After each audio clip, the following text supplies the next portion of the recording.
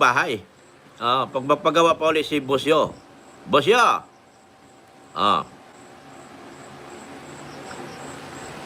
Pakitang tao lang yan, nagpapanggap na rich. Nagpapanggap kang rich. Pero deep inside, you are living in a very depressed area.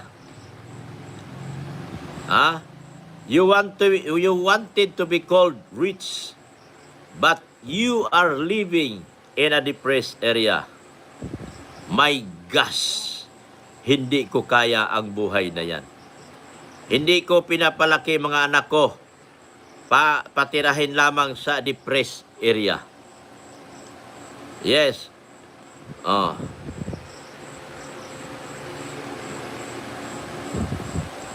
Ay, akala ko buzzer to si Marife Pagueira. Hindi pala.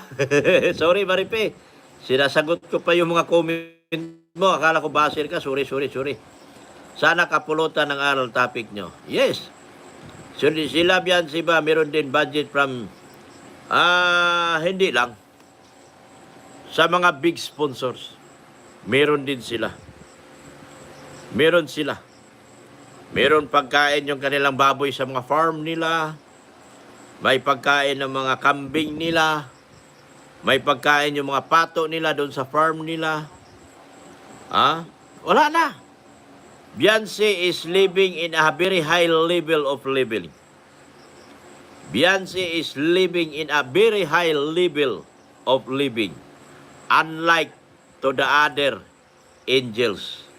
Yan. Ano yung sabi niya? Galit siya. Wala kang utang na loob. Paano mo nasabi na ako'y may utang na loob? Gayong maganda naman ang ipinakita ko. Nagpapakontent ako? Malaya silang mag-content sa akin? Malaya silang mag-content kay Beyonce?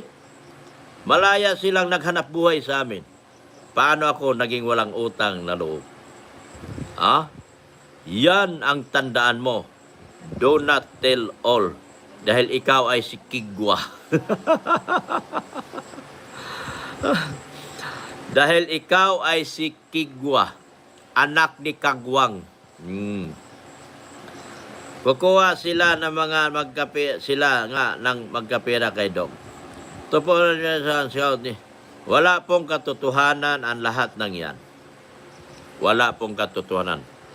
Ang sinasabi ko, huwag nilang babuyin at jaguhin ang channel ni Beyonce. Handang maglabas ng pera ang mga sponsor. Huwag nilang pakialaman. Dahil alam ko rin naman kung sinong gagalaw dyan at sinong utusan dyan. Handang magtapon ng pera ang sponsor. Alam nyo na yon. Alam na nila yon. So, wala tayong pakialam sa kanila. Huwag nilang pakialaman si Beyonce. Swerte naman ninyo, Dok. Oo. Ako man ang pinalayas, walang dapat isumbat sa'yo. Correct, Kabahag Agnes ng Hong Kong. Ayan. Ano yung utang na loob ni Dok sa idolo mo? Tanungin mo, idol mo, kung sino ang may utang na loob.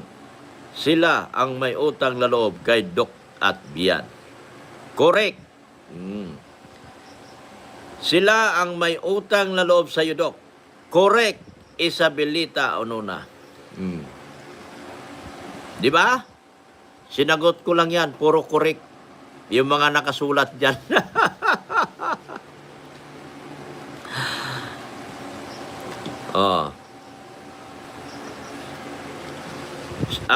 Yung idol mo ang mayabang. Yung idol mong taga-squatter, na nakatira sa bahay na maraming ipis, sa squatter na nakatira sa maraming daga, maraming Diyos ko, at mabahong community. Yan, do not tell all. Yung idol mong nakatira sa mabahong community, kaya nga mabaho ang bunganga niyan, kagaya mo. Oy, Elia Bugs, ito na. Nag-umpisa na ang swerte ko. Ano ba? Oy, nagswerte ko, nag-umpisa na, lumalabas na. Nag-umpisa na. Back to you, do not tell all. Ay, iba-iba ang ginagamit ni Kigwa na account. Utang na loob, kung wala silang nakuha kapalit, mas malaki pa nga nakuha nila. Correct. Oh, sinasagot ko lang.